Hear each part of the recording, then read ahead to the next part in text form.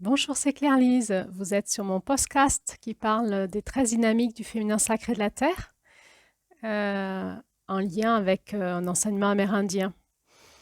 On étudie chaque mois l'énergie du mois, de la lune, des saisons, euh, en lien avec des contes que nous ont légués les femmes amérindiennes. Et donc, nous sommes sur les derniers audios de l'année, puisque nous sommes sur les derniers audios du mois de décembre.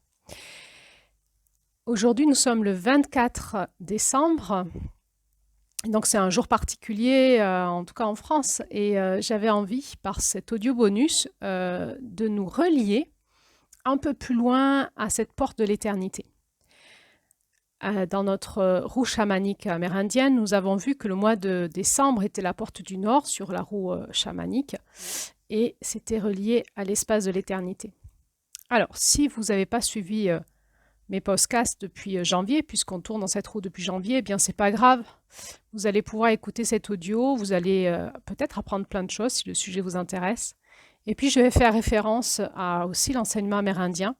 Et donc il y a des choses peut-être que vous ne saisirez pas, mais dans l'ensemble, vous allez bien comprendre cette audio.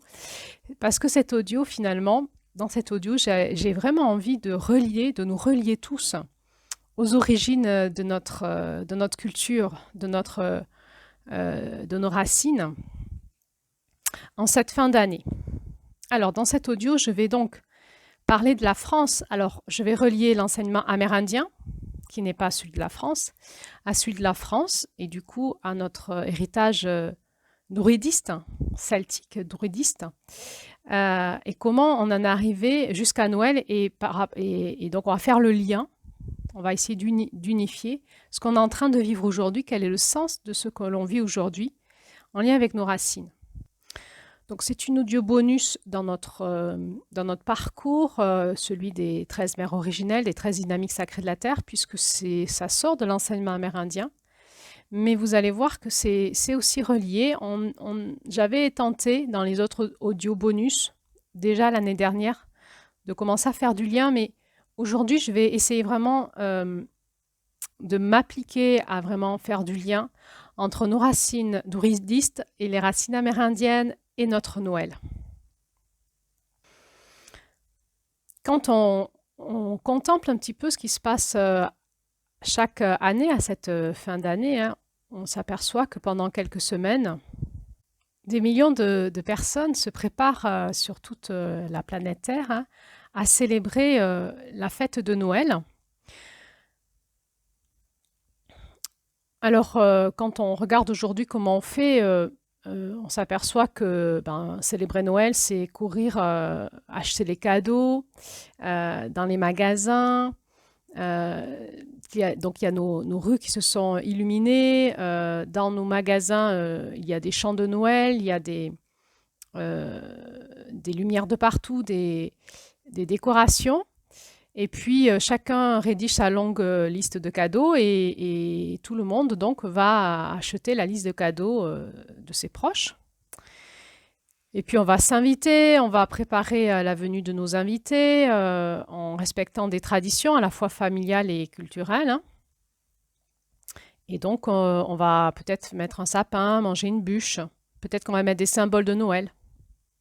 Et puis qu'on va festoyer avec des bons repas comme la dinde ou les traditions françaises, le foie gras ou le saumon. Et puis, ça va être des périodes où on va être assez stressé, agité. On a beaucoup de choses à faire, c'est la fin de l'année, on est fatigué. Et puis, ça va peut-être nous amener du stress. Et parfois, quand on le vit, quand on le vit encore ou quand on l'a, les lendemains de fête, on peut comme ça se poser les questions des sens de ce qu'on vit, avec cette frénésie de cadeaux qui ont été parfois fabriqués en Inde ou en Chine, ou enfin voilà, pas en France, hein, c'est pas artisanal, c'est pas fait de nos propres mains. Et puis on peut se poser le sens de tous ces emballages de papier cadeau, toutes ces piles aussi maintenant qu'on utilise pour allumer nos guirlandes de LED qui sont magnifiques mais qui consomment beaucoup de piles. Toutes ces nourritures qui peuvent poser la question de l'éthique, hein, dans notre façon de nous nourrir et aussi par rapport à la maltraitance des animaux. Et puis peut-être, voilà, parfois voilà, revoir le lendemain toutes ces discussions qu'on a eues qui parfois peuvent être agitées. Et puis on peut se poser la question comment être plus sobre les années qui arrivent. Et est-ce que c'est possible? Ou est-ce qu'on est comme ça dans une injonction sociétale, familiale, dans nos couples? Comment faire? Parce que finalement, quand on prend du recul, on voit qu'il y a aussi de belles choses dans ces fêtes de fin d'année, qu'il y a un pouvoir rassembleur de cette fin d'année, hein, où on va essayer d'être ensemble, de se retrouver, de faire la fête, d'être dans la joie des retrouvailles. On va essayer aussi de cultiver la magie pour nos enfants et pour nous aussi, qui sommes des grands enfants. Quand on retrouve la magie de Noël, il y a quelque chose peut-être en nous qui s'allume. On va essayer de ramener de la lumière dans nos maisons, du feu dans la cheminée, du bon dans les odeurs, dans les goûts, de l'agréable dans nos maisons, par les décorations, par les musiques. Et peut-être que ce qui nous manque, c'est la reconnexion à nos racines et à nos ancêtres, alors que cette période de cette fin d'année, qui est aussi dans notre roue chamanique, la période de la reconnexion à l'éternité, c'est aussi la porte de la sagesse, c'est aussi la porte qui nous relie à nos ancêtres. Et peut-être ce qui nous manque en France, c'est la reconnexion à nos racines et à nos ancêtres. Et la conscience qu'on est en train de célébrer la vie, le cycle de l'éternité, qu'on est en train de célébrer par des rituels traditionnels, hein, ce qu'ont fait nos anciens. Et en cultivant les traditions, eh bien, on honore aussi ce que faisaient nos anciens, puisqu'on fait la même chose qu'eux. Et puis, on fait passer des traditions à nos enfants, qui feront peut-être la même chose quand ils seront grands. Et donc, il y a quelque chose qui nous relie entre nous, hein, comme un fil qui nous relie de génération en génération grâce à ces traditions. Et puis, quand on prend conscience de ce que faisaient nos anciens, eh ben, ils célébraient aussi la terre, le soleil, les lunes, les saisons et ce cycle d'éternité qui est la vie qui perdure. Et c'est là-dedans que j'aimerais vous amener aujourd'hui parce que finalement, en étant coupé de nos racines, ça nous met souvent dans l'espace de la dualité. Le manque de sens de tout ça, on ne sait même plus pourquoi on met les symboles de Noël, l'absurde que ça génère dans cette société de consommation, les injonctions familiales qui nous pèsent et qui, du coup, font pas forcément des bonnes ambiances à nos repas de famille parfois. Les injonctions religieuses, pourquoi on va à la messe de Noël, est-ce que ça nous parle? Les injonctions commerciales, oui, il faut qu'on s'offre des cadeaux. Donc, si on fait la fête ensemble, il faut qu'on amène des cadeaux aux gens qui nous invitent. Et puis voilà, peut-être que si on voudrait retrouver du sens, est-ce que on pourrait s'offrir des cadeaux autrement et finalement, nos enfants, est-ce qu'ils en souffriraient si on leur imposait un Noël qui a plus de sens pour nous adultes, alors que pour eux, leurs camarades de classe font les choses différemment et on sait combien pour les enfants l'identité sociétale est importante et de les couper de l'identité de la société, ça peut générer chez eux de grosses blessures. Alors on sent cette injonction commerciale d'acheter, les enfants ils veulent des cadeaux comme leurs copains, dans ce qui est dans la mode, donc on voit que les cadeaux deviennent de plus en plus chers.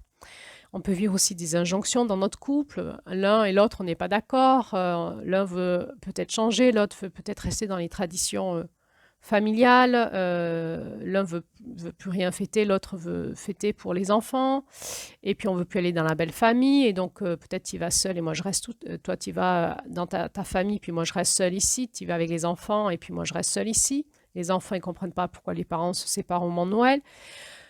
Bon, donc beaucoup de questionnements et finalement, comment on peut faire pour fêter ces fêtes de fin d'année pour que ça fasse cohésion, cohérence pour tout le monde et que finalement, c'est l'unité qui va nous remettre dans la joie.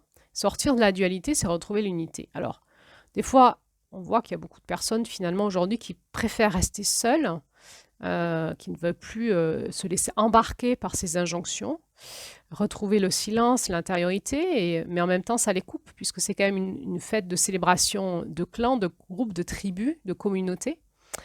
D'autres disent c'est plus important qu'on reste ensemble, mais est-ce qu'ensemble on se blesse ou est-ce qu'on arrive à trouver l'unité, la joie d'être ensemble, la joie des retrouvailles? Finalement, la grande question, c'est comment on va réussir à unifier cela en soi, en nous-mêmes, avec nos racines aussi, et peut-être aussi avec les gens de nos familles, nos communautés, la société, sans vouloir rien d'autre ce qui est. Aujourd'hui, on observe un mouvement qui tend à revenir à nos racines puisqu'on manque de sens, donc c'est un effet balancier, qu'on est allé trop loin dans ce côté d'être coupé de nos racines, donc maintenant on voudrait revenir à nos racines. Et cet effet balancier nous met dans les extrêmes, hein, où on peut faire des rituels, par exemple chamaniques au solstice d'hiver, avec des tenues ancestrales, un peu druidiques, des tambours, des chants anciens dans la forêt et autour du feu. Et en même temps, si vous regardez ça de l'extérieur, ça fait un peu sectaire, quoi. Ça fait bizarre, quoi. Ils font quoi dans la forêt, ces gens ils ont l'air d'être un peu bizarres. Et peut-être que ce qu'on essayerait aujourd'hui, c'est chacun en fait comme il le souhaite, hein, le respect de chacun, mais peut-être que l'espace du centre, de l'équilibre, serait celui qui nous unifierait les uns aux autres, où on pourrait à la fois vivre nos rituels spirituels comme on l'entend et aussi participer à la fête collective comme elle est aujourd'hui. Et donc la question c'est comment on pourrait harmoniser aujourd'hui l'époque dans laquelle on est sans vouloir autre chose, c'est-à-dire sans vouloir être dans l'extrême d'être de nouveau comme nos ancêtres, complètement reliés à un espace plus chamanique ou druidique en France, ou alors d'être totalement déconnecté de tout dans la consommation. Voilà, donc c'est où l'espace du centre de l'équilibre? Eh bien, peut-être que cette audio, elle est là pour essayer de nous y amener, chacun en nous, dans notre réflexion intérieure. Donc on observe aujourd'hui qu'à la fois Noël réunit et Noël divise. Et du coup, la question c'est est-ce qu'on s'inscrit dans une tradition chrétienne? Est-ce qu'on s'inscrit dans une tradition culturelle ou une tradition commerciale? Et depuis quelque temps, il y a donc ce besoin de célébrer autrement, plus consciemment. Peut-être chez certaines personnes plutôt entre amis qu'en famille, parce que parfois le clan familial, le clan d'amis est plus familial, est plus communautaire, est plus unifiant que celui de la famille. Et puis de revenir au symbole fort ancestral pour remettre du sens communautaire dans tout ça et pouvoir arriver à célébrer, faire la fête d'une manière plus consciente et plus unifiée entre la terre, le ciel, nos corps, nos âmes, notre spiritualité, et puis peut-être aussi le sens qu'a ces fêtes, qu'elles soient religieuses, culturelles et même commerciales, puisque actuellement, on dira comme ça, la grande religion actuelle, c'est le commerce, et qu'on peut pas peut-être, qu'il est peut-être pas souhaitable de sortir, entre autres, nos enfants totalement de ça sans les faire souffrir en fait dans leur construction identitaire.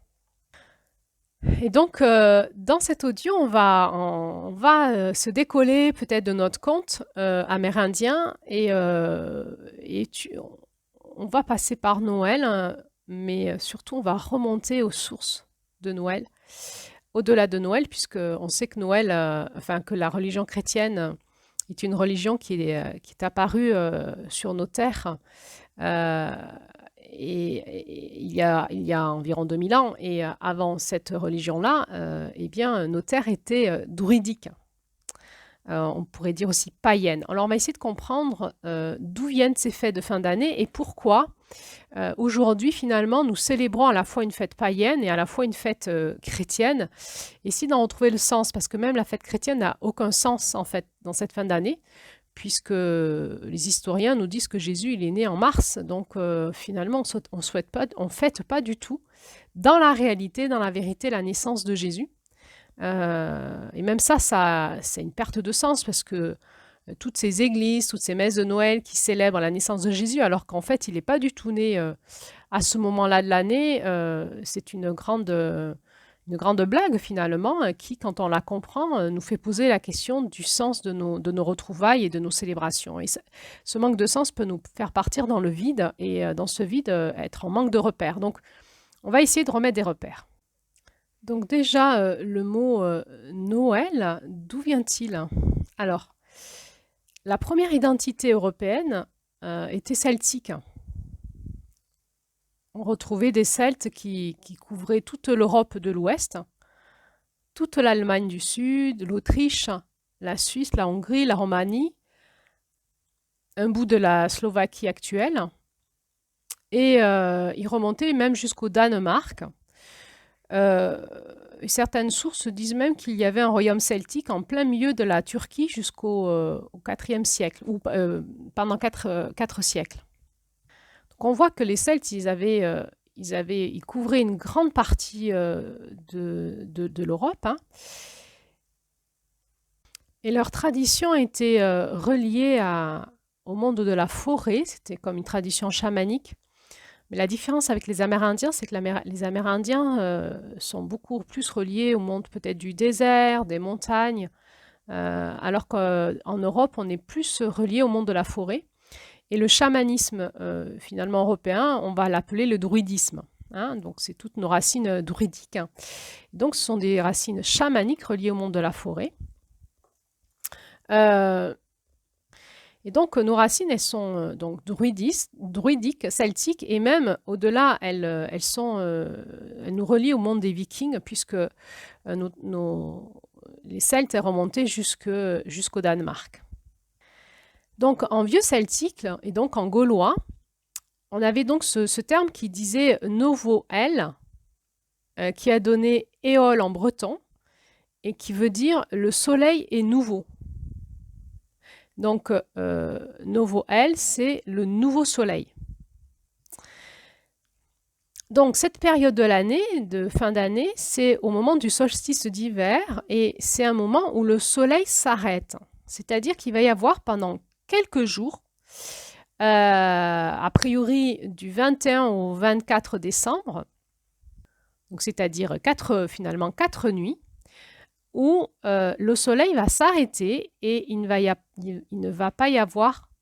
les journées ne vont pas ni se rapetissir, ni se rallonger. Donc on est sur les 4 nuits les plus longues de l'hiver. Et donc le soleil s'arrête à ce moment-là.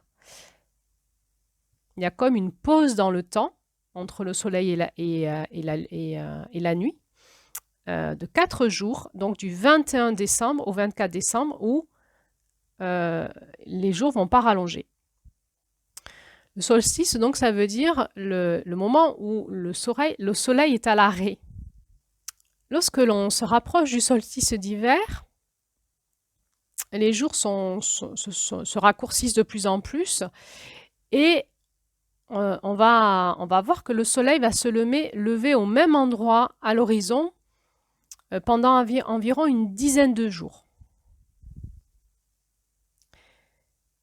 Et ensuite, ce mouvement va s'inverser et la lumière va commencer à croître par rapport à l'obscurité. Et donc, à partir d'à peu près de cette dizaine de jours, les jours vont se rallonger et va commencer ce chemin vers le printemps et vers la lumière. Donc, dans l'ancien temps, la fête du solstice d'hiver était finalement une fête qui durait 12 jours. C'était en fait 12 nuits, de la nuit du 21 décembre jusqu'au 1er janvier.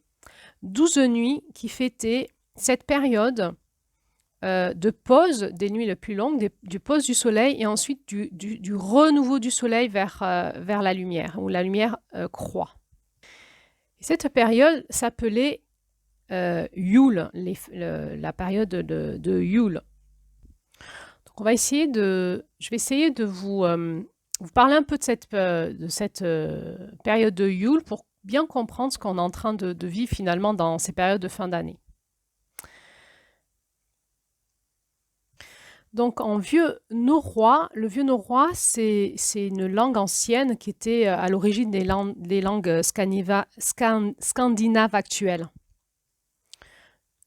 Donc Yule, en fait, c'était un terme qui était utilisé pour désigner les changements naturels causés par la rotation de la Terre autour du Soleil et ses effets sur la récolte des aliments pendant ce solstice d'hiver.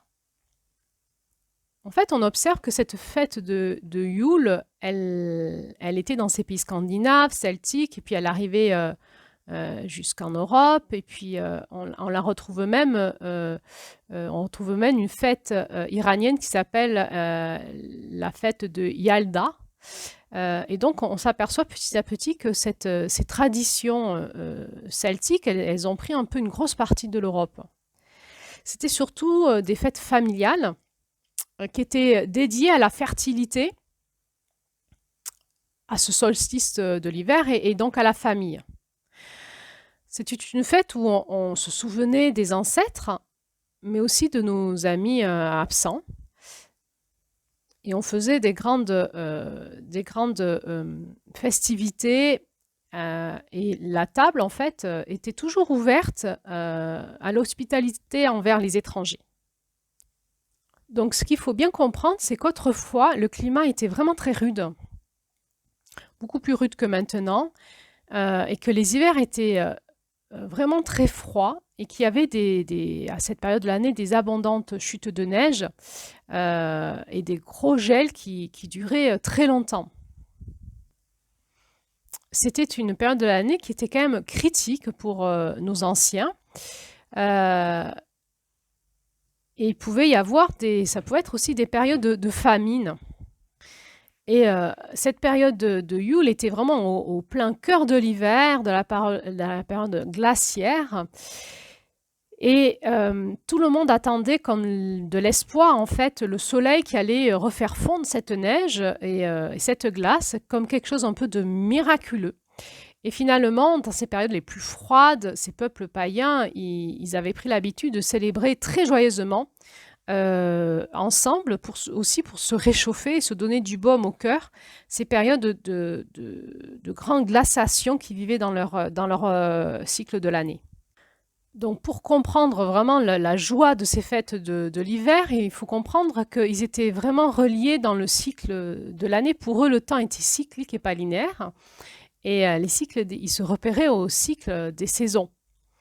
Alors au printemps, ils plantaient dans leurs champs et puis ensuite ils moissonnaient en été et en automne. Et à l'approche de l'hiver, ils avaient donc emmagasiné toutes ces victuailles. Ils stockaient beaucoup de bois pour faire du feu. Et puis, comme il faisait très froid, les gens se repliaient dans leur maison et ils vivaient sur leurs réserves, qu'il fallait évidemment consommer avec parcimonie pour pas manquer de vivres et pour pouvoir finir l'hiver. Donc, ils étaient dans une période où ils économisaient beaucoup. Entre autres, ils économisaient aussi la lumière, hein, le bois, les bougies, le feu. Donc, ils dormaient beaucoup plus. Ils se couchaient dans leur lit, j'ai envie de dire, au moment où le soleil se couchait, et ils se levaient beaucoup plus tard. Ils restaient au chaud dans leur lit. Donc, pour consommer le moins de bougies, le moins d'huile et le moins de bois, donc ils ralentissaient leur rythme. Quelque part, on pourrait dire qu'ils hibernaient. Ils se mettaient au diapason de la Terre, hein, qui était endormie quelque part, un petit peu. Et dans cette période, c'est un petit peu de ralentissement et d'économie, eh bien, ils avaient pris l'habitude d'abattre une grande partie de leur bétail pour ne pas avoir à le nourrir. Donc, à ce moment de l'hiver, ils disposaient d'une grande abondance de viande fraîche. Et c'était aussi le moment de l'année où le vin et la bière avaient également fini de fermenter et donc pouvaient être prêts à être consommés. Et donc, dans ce moment de l'hiver, ils avaient beaucoup de vin et de bière et de viande fraîche. Et donc, c'est avec ces denrées-là que quand ils se réunissaient à la fin de l'année pour festoyer, ils mangeaient beaucoup de viande et beaucoup d'alcool. Donc, on comprendra plus loin que le cadeau, le sens des cadeaux était aussi le fait de s'offrir de la nourriture, puisque c'était une période d'économie. Et il s'offrait des gâteaux qu'ils faisaient, il s'offrait des fruits, de la nourriture. Et ça, c'était pour eux énorme, en fait, recevoir ces cadeaux-là. C'était pour pas mourir de faim. Quand quelqu'un venait nous offrir de la nourriture, c'était quelque chose d'extraordinaire. Et donc, entre parenthèses, à l'époque, les sapins étaient décorés de denrées alimentaires. Et pas comme aujourd'hui de nos boules de Noël. Donc ces moments-là étaient propices aux retrouvailles, aux festivités, à être dedans, dans la chaleur. Et donc c'était des moments de l'année où on arrêtait de travailler. Il paraît qu'ils arrêtaient tout mouvement, ils arrêtaient les roues de tournée, et ils arrêtaient aussi leurs conflits, parce que c'était la trêve de Noël, qu'on l'on appelle aujourd'hui, c'était la trêve de la fin de l'année. Et donc, pour être ensemble dans ces tanières où il y avait beaucoup de monde, hein, et passer des bons moments ensemble, eh bien, on se pardonnait nos conflits de l'année, on buvait, on mangeait ensemble et on festoyait. Et donc, la tradition dit que quand on avait un conflit avec quelqu'un, eh bien, on lui apportait aussi un cadeau pour lui présenter ses excuses. Pour pacifier ces moments de fin d'année. C'était donc des moments où finalement, on faisait reset sur tout ce qui s'était passé de pas agréable dans l'année pour recommencer d'un nouveau pied, d'une nouvelle façon de vivre et recommencer une nouvelle année avec, j'ai envie de dire, cette énergie de la grâce qui est passée du pardon et du reset. D'où peut-être dans nos traditions chrétiennes cette tradition de dire que la paix soit avec toi. C'est une période de l'année où on pacifie tout pour repartir d'un bon pied, pour d'abord être dans la joie ensemble et festoyer ensemble, et repartir d'un bon pied pour l'année d'après. Alors, la question de la chaleur, hein, d'être ensemble, dans la chaleur humaine, de manger et de boire de l'alcool, de se réchauffer par l'alcool était importante. C'est la notion du feu, de la bûche. Donc nous, on consomme des bûches de Noël dans nos repas, mais eux, en fait, c'était une vraie bûche. C'était une vraie bûche qui faisait vraiment partie de la fête. Donc on se rappelle que la fête, elle durait finalement 12 jours ou 12 nuits.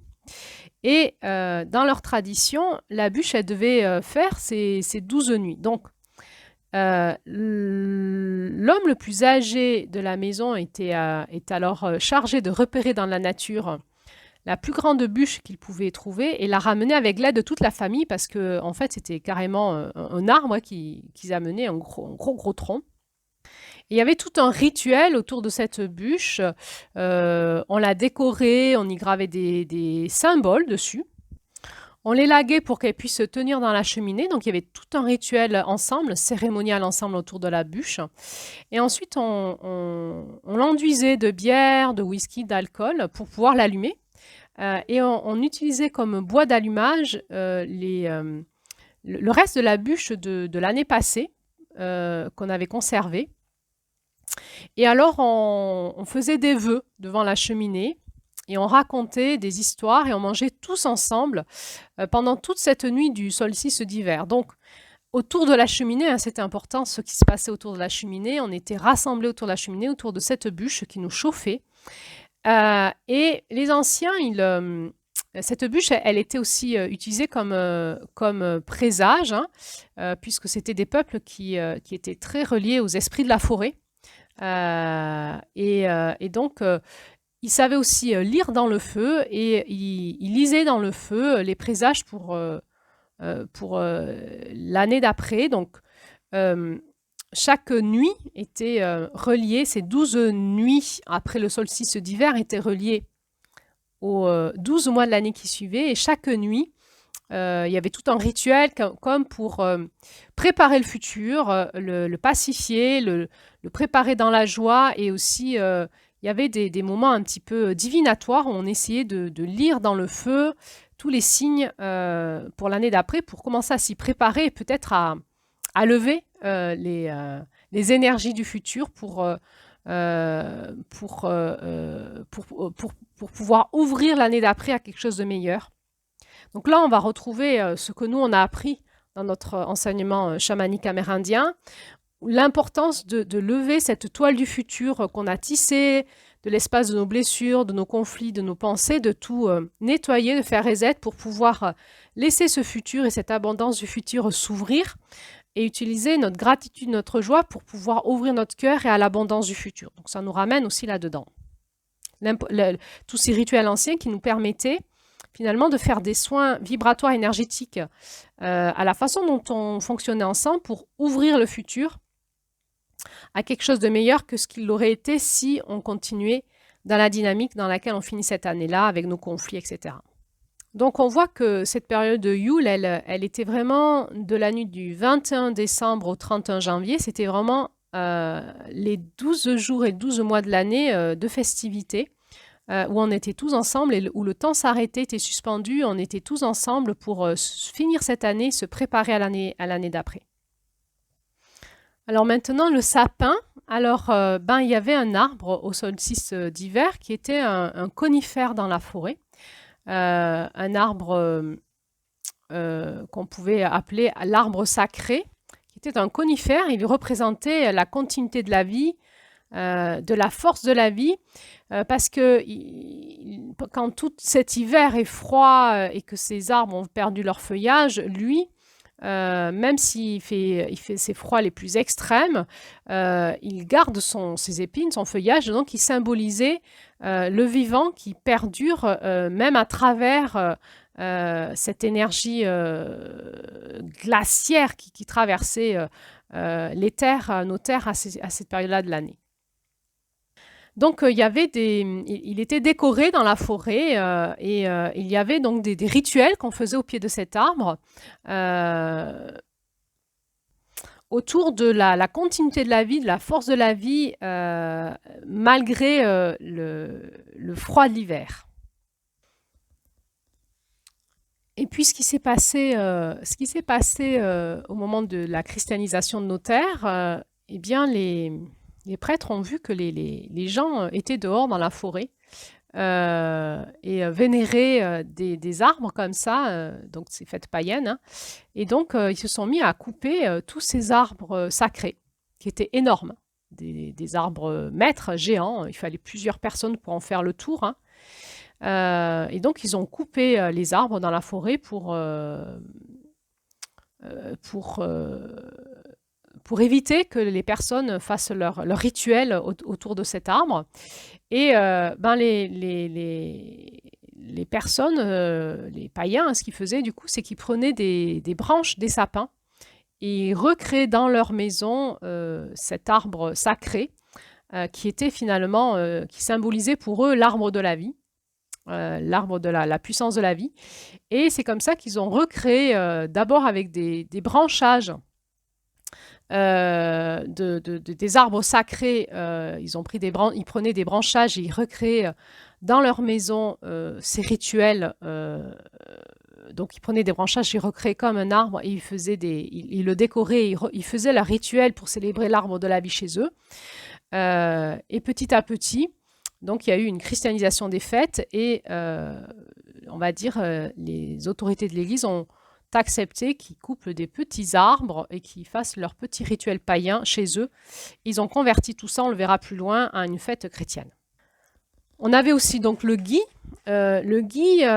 qui était coupé à l'époque par les druides, hein, la nuit avant le solstice. Et effectivement, ce gui qui apporte ses boules, et le hou aussi qui apporte ses boules en hiver, hein, symbolisait donc la fertilité et la chance.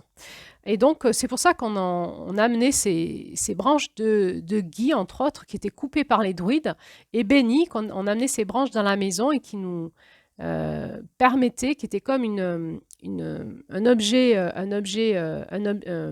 de pouvoir, hein, la branche de gui avait été bénie par le druide et elle symbolisait donc la fertilité et la chance dans notre maison, dans nos couples. Et donc, on demandait aux couples de s'embrasser sous le gui pour qu'il y ait une fertilité, une chance dans leur foyer. Alors, il y a d'autres symboles comme les cerfs et les rennes qu'on retrouve dans nos symboles de Noël, qui étaient donc les animaux de nos forêts. Et en fait, ces animaux-là perdaient leur bois une fois par an. Et ils repoussaient leur bois, hein, leur corne, leur bois, et ils repoussaient ensuite immédiatement. Et donc, ils étaient eux aussi des symboles de résurrection. Par rapport aux cadeaux maintenant, les symboles des cadeaux, donc je vous ai déjà exprimé hein, qu'on offrait des cadeaux à nos ennemis pour pacifier les relations. Euh, il y avait aussi ces moments de festivité, on s'offrait de la nourriture les uns les autres pour euh, s'honorer et manifester nos liens d'amitié ou nos liens fraternels. Et c'était à l'époque où c'était quasi de la famine, c'était s'offrir une orange, s'offrir un pain d'épices, un biscuit, c'était un énorme cadeau. C'était un symbole d'alliance en fait. Et puis il y a eu d'autres traditions avec les enfants et j'y reviendrai dans comment on en arrivait à Noël et au Père Noël. Alors pendant cette période de festivité, il y avait des chants. Donc il y avait des chants, on chantait, on faisait donc des rituels ensemble, on chantait ensemble, et ça permettait de participer à cette fête et faire cette atmosphère détendue de la fête. Et donc on a aujourd'hui dans nos chants de Noël des héritages de ces chants qui viennent de ces périodes-là, druidistes. Et d'où en fait ces mélanges dans nos chants entre des chants païens finalement et des chants chrétiens. Donc il faut savoir que dans ces traditions païennes, nos anciens étaient reliés à leur dieu, et qu'entre autres, il y avait le dieu qui était celui de l'hiver, hein, et le dieu qui était plutôt celui de l'été, donc qui était relié au soleil ou aux forces de l'hiver, aux forces sombres. Donc chaque pays, chaque culture avait ses dieux différents. Mais il y avait toujours un lien avec le dieu soleil, et la notion de la terre et de la fertilité et de la vie qui continue. Et donc, il y avait donc aussi une fête en lien avec leur dieu et souvent Yule commençait par une cérémonie de sacrifice à tous leurs dieux. Donc il y avait des sacrifices de bêtes pour invoquer la clémence des dieux pour l'année qui allait suivre. Alors c'est vrai que quand le christianisme est arrivé sur nos terres, eh bien, il a fallu finalement, j'ai envie de dire, éradiquer ces religions, ces pratiques pour imposer le christianisme.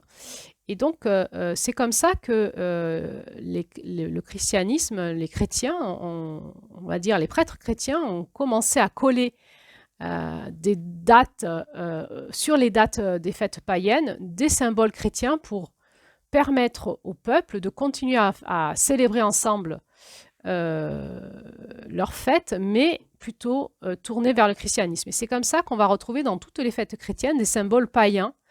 Et on va comprendre que les fêtes chrétiennes ne sont pas des vraies fêtes chrétiennes. En fait, il n'y a pas de fête chrétienne, peut-être à part la Pâque, mais que les fêtes que l'on souvent, on va observer que souvent les fêtes chrétiennes que l'on célèbre sont directement reliées aux fêtes païennes et que c'était une façon de convertir le peuple avec leurs fêtes vers une autre religion, qui était celle du Dieu unique. Alors je voudrais revenir sur quelque chose qui fait l'union entre ces fêtes païennes, chamaniques, druidistes, et peut-être notre culture plus chrétienne.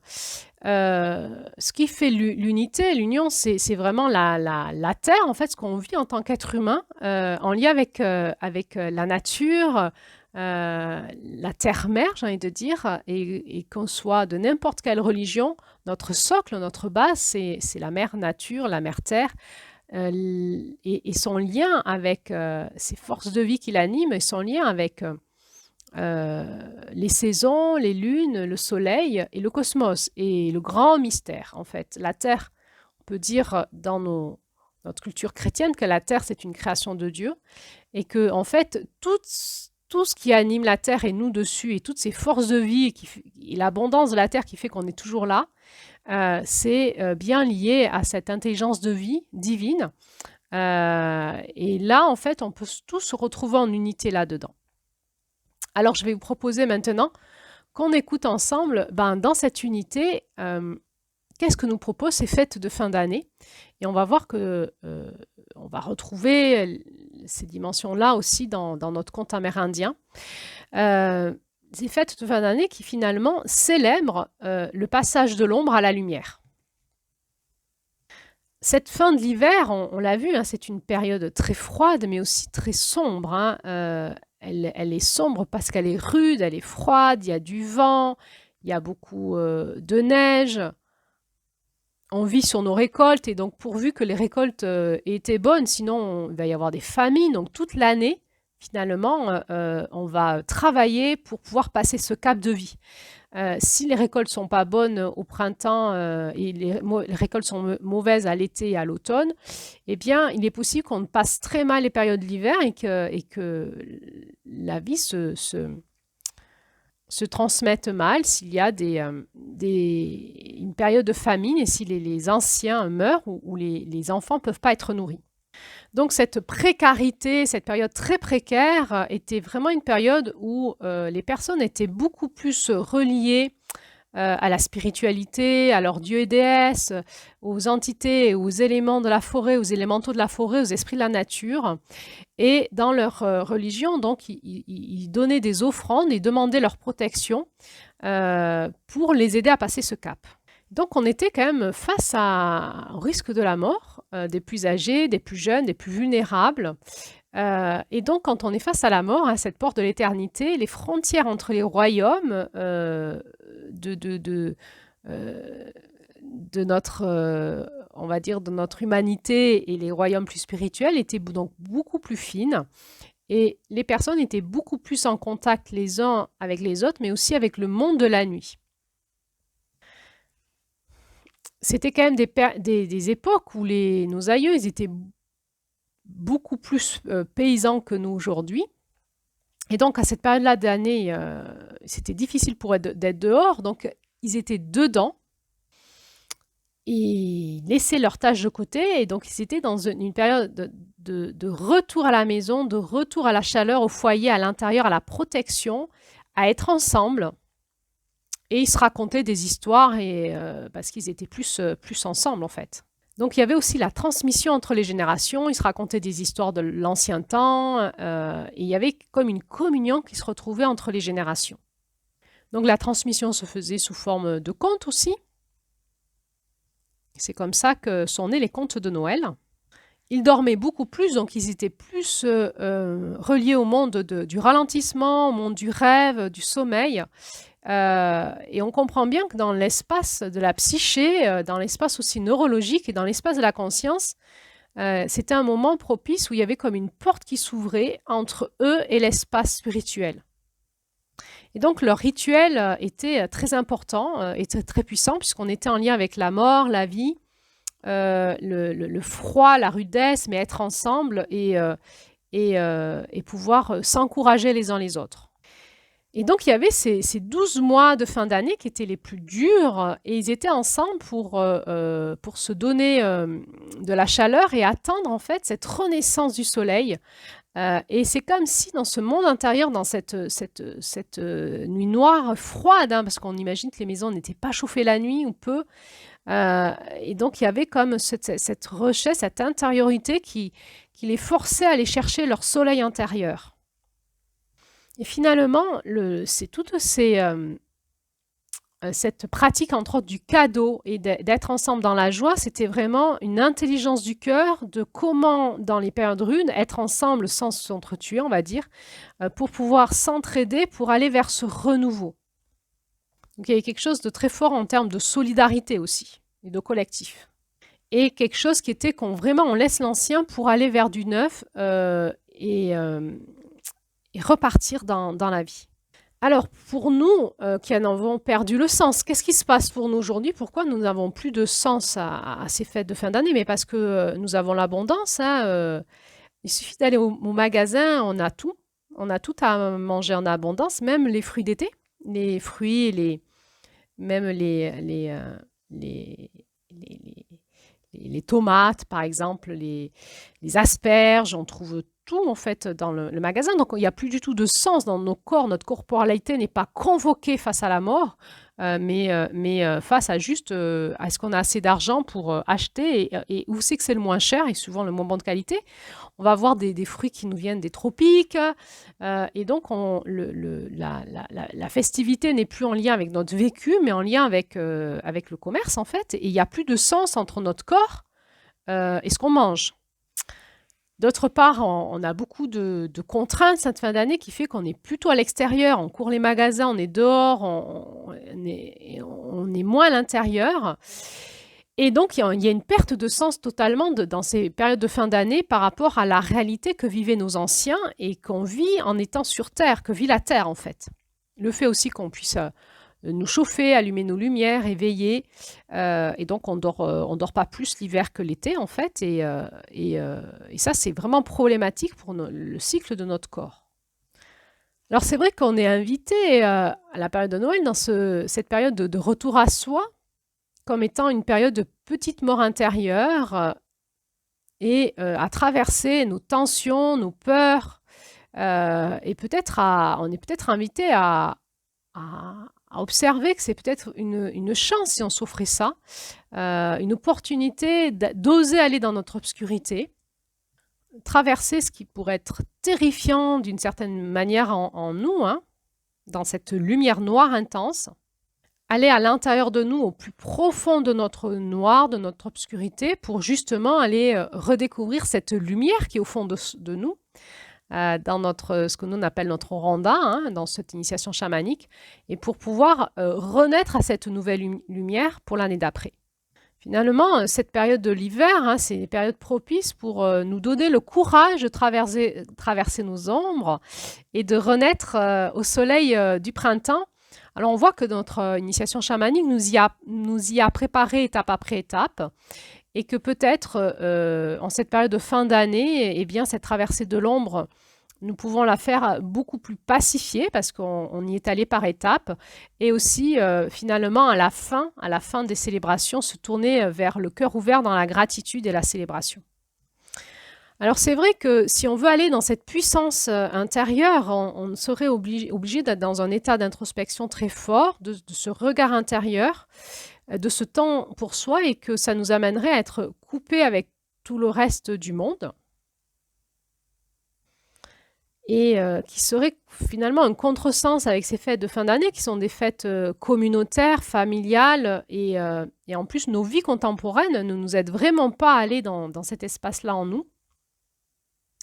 Et finalement, il est même difficile de s'offrir ce cadeau d'intériorité pour soi à la fin de l'année. Notre rythme contemporain, il est complètement à l'envers du rythme de la Terre.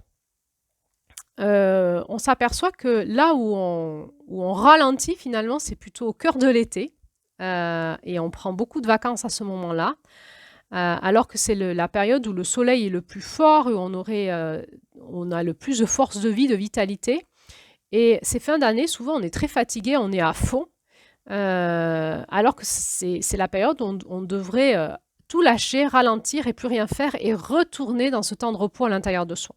Cette période de sombritude, de traverser la sombritude, ça serait une période de retour en soi, comme pour aller retrouver notre graine de vie, la graine de notre arbre de vie, notre essence de vie, dans notre terre intérieure, où il est censé être concentré dedans toute l'énergie de notre cœur, de notre vie, pour pouvoir finalement en retirer toute la quintessence de la force de vie et pouvoir la faire regermer au printemps. Finalement, ce soleil intérieur, c'est notre force de vie, qu'elle soit finalement dans notre ADN ou dans notre âme, dans le sens de notre vie. Retrouver l'unité en nous entre notre âme et notre corps, notre corporalité, notre lien à nos ancêtres, pour pouvoir finalement réallumer notre sang de notre puissance intérieure de lumière, pour pouvoir rejaillir au printemps et renaître, et donc continuer à cultiver notre arbre de vie. Et souvent, on est complètement extériorisé en nous-mêmes, et on est plus concentré à donner de notre énergie de vie aux injonctions sociétales, familiales, etc. Et on s'épuise, on ne trouve plus de sens, et on redémarre l'année complètement décalé de notre vie, de la réalité, de l'essence même de la terre, des saisons, donc de nos racines qui est pas que nos racines ancestrales, j'ai envie de dire païennes, mais nos racines en lien avec la terre, ce qui se passe sur terre, nos saisons. Et c'est ce déracinement, cette perte de sens, qu'elle soit symbolique, religieuse ou corporelle, qui fait qu'à un moment, en fait, on souffre, souvent dans ces périodes de fin d'année, on souffre physiquement, énergétiquement, psychologiquement, avec nos enfants, avec nos anciens. On a du mal à être vraiment dans la joie des retrouvailles, tellement on est épuisé. Et c'est propice souvent au conflit, plutôt qu'à la réunification, puisqu'on a perdu aussi le sens de la communauté, de la famille, de l'entraide et du soutien. Et malheureusement, ça peut être aussi des périodes, au vu de toutes ces pertes de sens, ces fatigues et ces mal-être intérieurs, donc plus source parfois de conflits que de réunification et de paix. Donc il y a cette traversée de l'ombre et le retour de la lumière. Et il y a cette notion très forte que la lumière jaillit de l'ombre, hein, que c'est la nuit qui féconde le jour, que c'est cette énergie donc du féminin divin qui féconde le masculin divin, qui donne, qui enfante, qui fait naître hein, ce jour, cette lumière qui est propice à notre vie. Et on va comprendre finalement pourquoi les chrétiens, les prêtres chrétiens ont mis naturellement la naissance de leur Dieu, le Christ, à cette période de fin d'année, parce qu'effectivement, le symbole spirituel du Christ, c'est bien de nous faire traverser nos ombres, de ce féminin qui enfante l'homme nouveau en nous, ce masculin nouveau. Et cette divinité qui est le Christ qui nous ramène dans la lumière de nos cœurs, dans la lumière de l'amour, de la grâce. Et donc, forcément, les rituels chrétiens trouvent naturellement leur place là, de manière symbolique, parce que réellement, en fait, probablement que Jésus est né plutôt au printemps. Alors, il a été mis dans la nuit du 24 au 25, parce que, donc là, il y a des problèmes de calendrier, mais certains disent que c'est à partir de cette nuit-là que la lumière regagne du terrain. Et d'autres disent que la période s'étend sur 12 jours. Mais on va dire que à la moitié des 12 jours à peu près, il y a un moment où la lumière regagne du terrain et donc c'est pour les chrétiens, c'est la nuit du 24 au 25. Et donc on célèbre à ce moment-là le retour de la lumière dans nos ténèbres et donc on célèbre la venue du Christ dans nos cœurs, dans nos vies.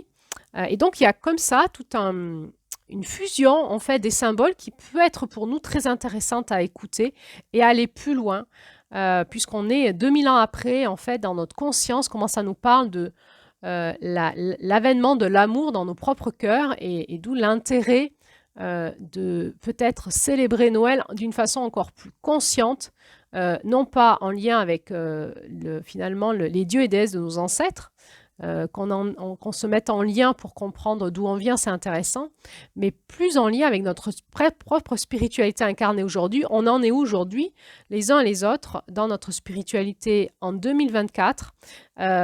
Comment en fait on peut, avec ces années de druidisme, j'ai envie de dire, et ces années de christianisme, comment on peut unir tout ça en nous pour comprendre l'union du ciel et de la terre dans nos cœurs. Et finalement, cette période de fin d'année nous parle profondément de cela. Alors, du coup, comment il y a eu ce glissement vers Noël ? Eh bien, cette fête chrétienne est arrivée à peu près aux alentours du 4e et 5e siècle de notre ère. Le christianisme, il s'est installé avec l'Empire romain. Et donc, imaginez l'Empire romain. Dans l'Empire romain, il y avait des Perses, des Grecs, des Germains, parce qu'en fait, le sud de la Germanie était envahi par les Romains, et donc il y avait des Gaulois et des Celtes. Et donc, chaque peuple avait son calendrier, sa religion, et avait sa manière de composer son année avec sa religion, son calendrier. Et donc, l'Empire romain devait unifier tout ça, tous ces calendriers, ces fêtes et ces religions. Et donc, il y avait une recherche d'unité dans l'Empire romain. Et donc, c'est l'empereur Constantin, il avait une épouse qui s'était convertie au christianisme et qui lui a dit, bah, tu sais, la religion chrétienne, c'est une religion qui unifie. Et donc, on n'a qu'à l'utiliser pour unifier tous les peuples. Et c'est comme ça qu'ils ont essayé, les pères de l'Église ont essayé de calquer les fêtes chrétiennes aux fêtes païennes pour unifier l'Empire romain. Donc, il faut savoir qu'à l'époque, les Romains, ils avaient aussi leurs propres fêtes et leurs propres fêtes de fin d'année qui s'appelaient les Saturnes. Parce que dans l'astrologie, en cette fin d'année, nous rentrons dans le signe du Capricorne qui est gouverné par la planète Saturne. Et donc, les fêtes de fin d'année chez les Romains portaient le nom de ce dieu-là. C'était une fête très importante parce que les normes sociales étaient complètement renversées en cette période-là, pendant les Saturnes, et les maîtres n'avaient plus aucune autorité sur leurs esclaves. Et donc, ces derniers jours de l'année, tout le monde jouissait d'une immense liberté. Et donc, ils faisaient des grands banquets publics et ils s'offraient des cadeaux. Donc, certains textes anciens nous décrivent les Saturnales, comme on appelle, comme vraiment un festival de lumière qui mène à ce solstice d'hiver, et avec une abondance de chandelles qui symbolisait la quête qu'ils avaient de la connaissance et de la vérité. Et donc, à l'apogée de cette fête, il y avait le Sol Invictus, qui veut dire le soleil a vaincu. Et ce Sol Invictus, ça a été le principal dieu de l'Empire romain, en fait. Hein.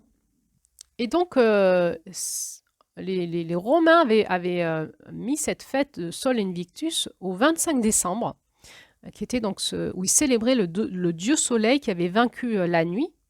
Et donc, à la période où ils ont commencé à convertir tout l'Empire romain au christianisme, eh bien, c'est naturellement que les pères de l'Église ont donc mis la naissance du Fils du Soleil, de Jésus, au moment du 25 décembre. Voilà. Donc moi, je trouve que c'est vraiment intéressant de revenir à tout ça pour comprendre ce qu'on vit, retrouver du sens à la fois dans nos racines celtiques, galloises, et puis ensuite romaines, et puis chrétiennes, puisqu'en fait, on est le fruit de tout ça, et nos fêtes de fin d'année sont le fruit de tout ça.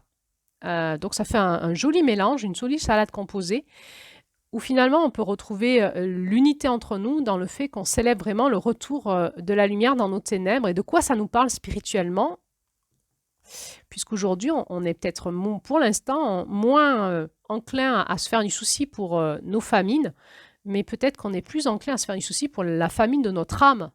Il y a une perte de sens spirituel, notre âme est en train de mourir, et finalement ces fêtes de fin d'année nous invitent à retrouver le soleil dans notre âme pour renaître à une nouvelle humanité où notre âme va être plus investie, pour l'instant, notre vie moderne fait on a moins de soucis pour nos corps, mais on a vraiment un gros souci pour notre âme maintenant. Et on a une perte de spiritualité, de sens qui fait qu'on est en train de mourir à notre âme et qu'on devient des véritables zombies.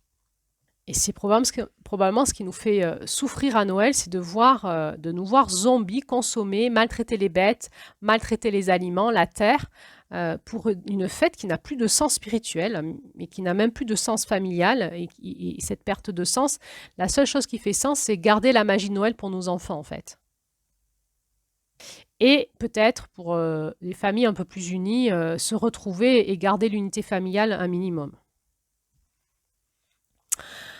Bon, et puis le Père Noël dans tout ça, alors.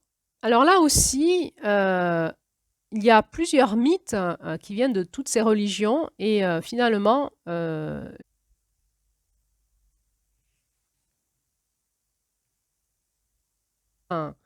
c'est un personnage qui a été composé de plein de personnes différentes. Alors je vais essayer de retrouver les mythes essentiels. Donc il y avait, dans les dieux nordiques, il y avait un dieu qui s'appelait Odin, O-D-I-N. Il était le dieu des morts et de la victoire et du savoir. Il était aussi considéré comme le patron de la magie, de la poésie, de la prophétie, de la guerre et de la chasse. Bon, c'était un dieu qui faisait plein de trucs. un peu opposé, hein, parce que la guerre et la magie et la poésie, c'est pas la même chose. Mais ce qui est important, c'était de savoir qu'il était le dieu de la mort et de la victoire. Il était quand même à la tête des dieux, donc il était considéré comme étant le créateur de la terre et le représentant de la victoire, hein, et donc du savoir. Donc les mythologies nous disent que Odin, avec son cheval, en fait, il récompensait les enfants sages. Il venait déposer des cadeaux dans leurs bottes, puis après dans leurs sabots, pour les remercier. Et puis donc les gens, pour remercier Odin des cadeaux, ils mettaient une poignée de foin pour le cheval d'Odin. Et donc en même temps, c'était là donc l'opportunité les uns les autres de se faire des cadeaux. Donc comme je vous l'ai dit, ils s'offraient de la nourriture. Euh, du lait, du miel, les fruits de saison, plutôt secs à l'époque, avec des noix et des noisettes, des gâteaux qu'ils faisaient eux-mêmes, les boissons alcoolisées, et puis les fruits de saison. Et puis cette mythologie a été reprise par l'Église catholique avec un avatar qu'on va appeler le Saint Nicolas, qui était célébré le 6 décembre dans plusieurs contrées du monde. Et donc, ils ont fait coller le Saint Nicolas à ce dieu-là. Et l'histoire dit que c'était un évêque qui a vécu dans les années 300. Et l'histoire dit qu'il a ressuscité 3 enfants tués par un boucher. Voilà, il est donc devenu naturellement le saint protecteur des enfants. Et il a été collé à ce dieu Odin. Et donc, dans la chrétienté, on continue à le célébrer beaucoup dans nos contrées de l'Alsace, par exemple, on continue à le célébrer en offrant des cadeaux aux enfants le 6 décembre, donc la date de sa mort, en fait, à Saint-Nicolas. Et la légende dit qu'il se glissait par la cheminée pour distribuer des cadeaux et des friandises aux enfants sages. Mais pour ceux qui avaient désobéi, il y avait le père Fouettard, qui était son compère et qui leur amenait des bouts de charbon ou carrément un martinet. Et donc l'évolution de cette tradition, eh bien, elle a évolué au XIXe siècle. Ce sont les Hollandais qui ont apporté cette tradition aux États-Unis. Et donc la tradition va se transformer là-bas. Il va y avoir entre autres un poème, une chanson qui va être écrite là-bas. Et dans ce poème, Saint Nicolas va être décrit comme un lutin jovial qui se déplace sur un traîneau tiré par 8 rennes, qui est rempli de jouets et qui va remplir les bas des enfants qui sont suspendus à la cheminée dans la nuit du 24 au 25 décembre.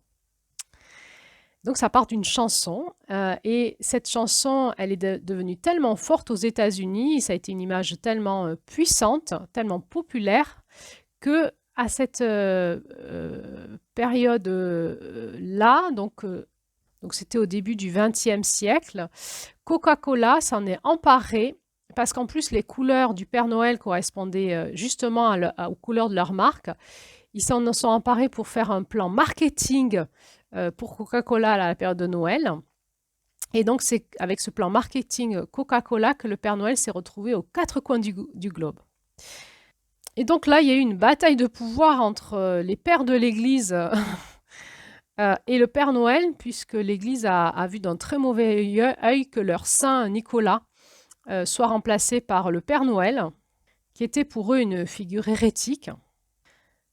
Et le 23 décembre 1951, ils vont même brûler l'effigie du Père Noël devant la cathédrale de Dijon. Mais voilà, les cérémonies de Noël prennent de l'ampleur et donc on va voir le Père Noël et ce fameux sapin de Noël qui vont être introduits dans les écoles publiques. Et il va y avoir donc à ce moment-là une réminiscence des cérémonies païennes. Et c'est trop tard en fait, ils ne peuvent pas rattraper ça. Et donc il va y avoir une fusion des symboles chrétiens et des symboles païens pour unifier tout ça. C'est comme ça qu'on va retrouver des sapins de Noël dans nos églises, avec la crèche dessous, ou pas loin en tout cas.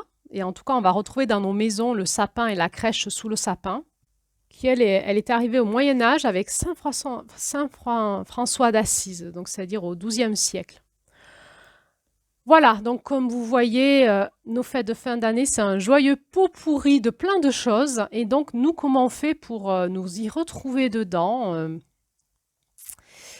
pour pouvoir retrouver nos rituels et célébrer ça de manière unifiée en nous et entre nous?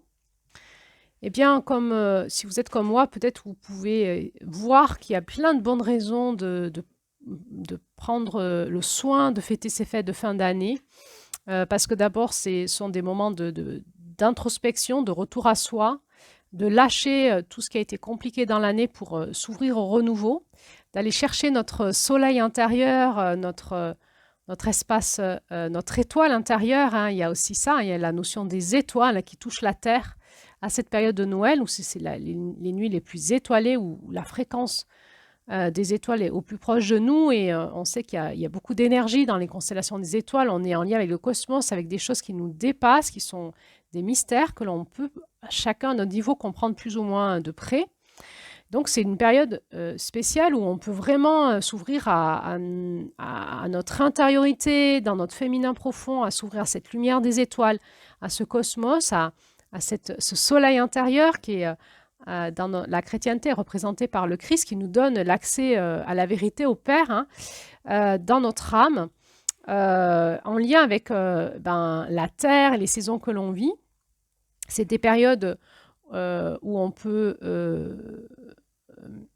se relier à la nature, ramener la nature chez nous et faire des rituels de célébration avec les éléments de la nature, nous relier à la terre, à cette terre-mère. Et c'est des périodes propices où on peut se retrouver dans le collectif et se pacifier les uns les autres avec les conflits que l'on a eus, en se faisant des cadeaux, et entre autres des cadeaux aussi de gratitude, pour remercier chaque personne qui ont compté dans notre vie durant cette année et qui ont été là pour nous soutenir. Eh bien, c'est les moments où nous allons poser nos gratitudes, nos cadeaux de reconnaissance pour... c'est l'enseignement de la grande bisonne blanche dans nos enseignements amérindiens chamaniques, où nous allons donc faire fructifier ensemble les dons de reconnaissance et de solidarité entre nous. Et c'est aussi les périodes où nous allons, par nos rituels, continuer à entretenir la magie de la vie et à entretenir, entre autres, la magie de la vie chez nos enfants, mais aussi dans nos enfants intérieurs, où nous proposons chaque année de renaître à nous-mêmes et de refaire renaître notre enfant intérieur par la magie, pour s'ouvrir à un renouveau, une nouvelle année, avec plus de magie en nous, plus de réparation, plus de libération, plus de paix intérieure, plus de retour à notre intériorité, à notre féminin divin, plus de compréhension de qu'est-ce que c'est que d'être ensemble sur la Terre, plus de compréhension de ce système d'interdépendance qui est le nôtre, hein, qui est vraiment l'intelligence de la Terre. Je pense que c'est bon qu'on se rappelle que nous sommes tous interdépendants, et on a tendance à l'oublier quand on fait nos courses comme ça de Noël à Intermarché rapidement. On a l'impression que quasi les clémentines, elles poussent au supermarché tout emballées, quoi. Et qu'il nous faut juste un bouton pour pousser, pour allumer le chauffage, alors qu'on ne prend plus conscience que tout ce qu'on mange à Noël, c'est le fruit de travail d'hommes et de femmes qui ont travaillé sans qu'on les voie. Et finalement, ça peut être un moment où on peut célébrer l'interdépendance aussi comme elle est représentée aujourd'hui dans la société, et remercier cette production comme elle est aujourd'hui. On va bientôt, bien sûr, s'interroger sur les graines qu'on voudrait semer pour l'année prochaine. Quelles seront les bonnes graines qui nous amèneront vers ce nouveau rituel qui sera le rituel de la nouvelle année, et qui est la fin de Yule, en fait, hein, et qui sera les vœux qu'on va poser, hein. Donc c'est toute une période, une traversée de 12 jours et nuits d'introspection que l'on peut faire, chacun pour soi, peut-être entre nous, peut-être qu'on peut créer des nouveaux rituels en famille, avec nos enfants. On a 12 jours pour le faire et 12 nuits, qui seraient des rituels où on pourrait réinviter les signes, hein, la beauté de la nature, les signes de la nature, les signes de la terre, de recélébrer l'abondance de notre terre-mère, de comment, grâce à elle, on est toujours en vie, que la vie se perpétue, resensibiliser nos enfants à ça, se reconnecter aux contes anciens, à nos mémoires celtiques. Ça sera aussi la période pour écouter dans nos cœurs tout le symbolisme puissant de la chrétienté, qui n'est pas de la religion, mais au-delà de ça, ce symbolisme qui est effectivement le pardon, la grâce, l'amour, le reset, la conscience, la lumière, la paix dans nos cœurs, aller chercher la lumière, traverser nos ombres dans ces passages de vérité. Et puis aussi, donc, ça serait des périodes où on pourrait faire des rituels où on peut lâcher tout ce qui nous a pesé cette année, tous nos drames, tous nos peurs, traverser, donc faire des rituels pour nous aider en famille ou ensemble ou en communauté ou tout seul pour aller traverser nos peurs intérieures, pour s'ouvrir à la gratitude et à ce renouveau de la nouvelle année, pour pouvoir, par ces rituels, nous ramener vers semer les bonnes graines pour le futur.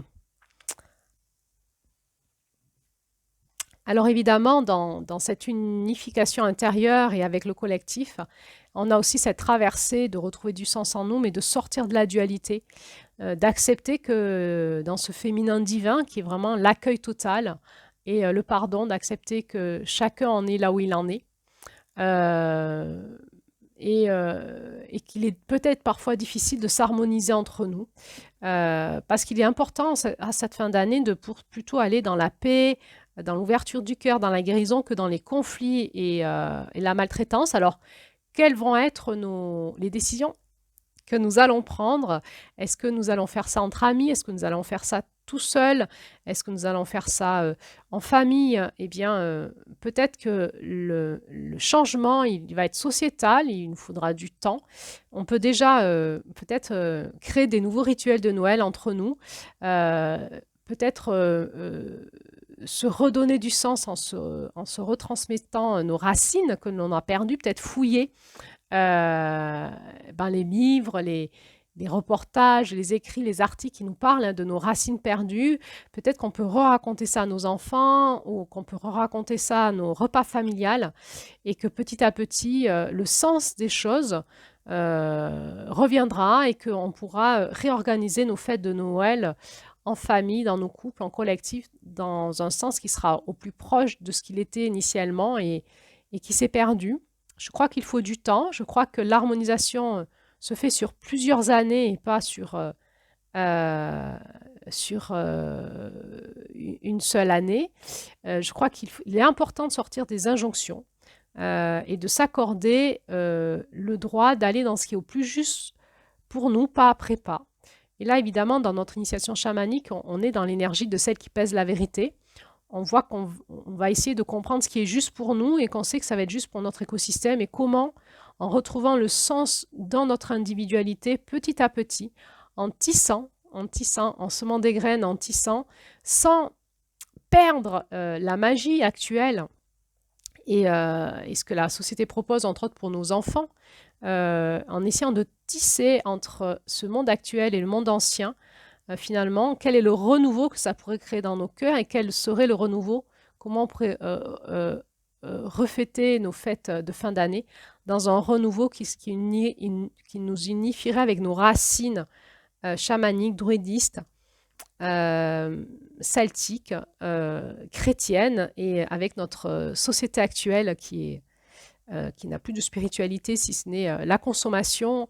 Eh bien, comment on peut faire pour unifier tout ça? C'est une grande question. La réponse, elle est là, elle est dans nos cœurs.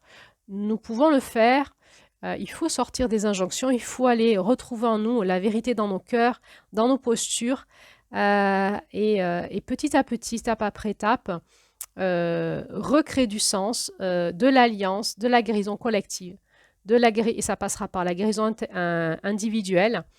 Et puis, essayer de comprendre comment, petit à petit, on transmet ça à nos enfants avec beaucoup plus de valeur, de sens, les couper de la joie et de la magie de Noël comme elle est présentée dans notre société, parce que on peut aussi, et je vous propose de le faire si vous faites partie des gens qui sont en réaction à Noël, allez aussi remercier pour toute la beauté que nous offrent les fêtes de fin d'année et Noël dans notre société. Donc ne pas peut-être sortir des extrêmes, ne pas tout jeter, jeter le bébé avec l'eau du bain, mais peut-être considérer tout ce qui est beau, considérer tout ce qui a perdu de sens et nous amène dans le mortifère.